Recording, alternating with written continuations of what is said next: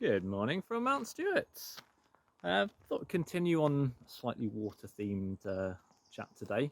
Excuse the traffic noise which is going to happen because I'm just down at our little brackish swamp area just next to Portaferry Road behind us, which, interesting enough, this is actually a causeway across what would have been big brackish salt marsh, this whole area here, pre the seawall just out there. It's allowed part of the domain to start to return back to a brackish salt marsh. So what I was going to be showing you was that obviously it's been incredibly dry, so there's very little fresh water coming into the top end of the brackish marsh at the moment, and the shrimp and prawn species that live in this sort of brackish water habitat, the herons and the egrets feed on, quite a lot of them were actually getting cooked in the weather. They'd even turned pink and everything, but I forgot that it's high tide right now, and of course it's filled back up with the seawater that bleeds through from underneath the boulder causeway.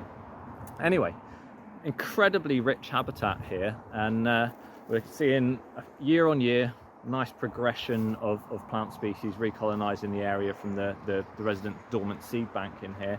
Big bank of yellow flag iris just over there now. Seeing quite a few of second emergence butterfly species for the late season species starting to fly now. This is a real hive for the orange tip butterfly as well. Just up at the top end of the path where you cross the Glen Burn, which is part of the sluiced stream, so it's like a walled in stream now, doesn't follow its natural course. There's an otter holt just out on Anne's Point there that the Strangford team built for the otters there, and they regularly fish this hollow, but they come right the way up the stream here as well. And just on the bridge, next time you're passing, take a closer look, because what you'll see is the Sprites, so otter poo.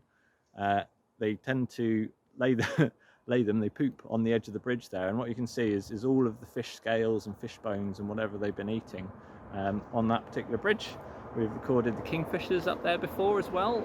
It's a species that's definitely recovering nowadays. Haven't recorded it this year, but hopefully it's just a case of not having seen it and not been here when it's been here. But do take a closer look down here at the Brackish Salt Marsh. It may look slightly kind of dung, polluted, or whatever you want to call it. It's certainly not. This is absolutely heaving with life, and if you watch very closely when you approach the pathway's edge, you'll see lots of little ripples, and that's all the various prawns and shrimp species that live in this intermediary maritime habitat. So see you next week.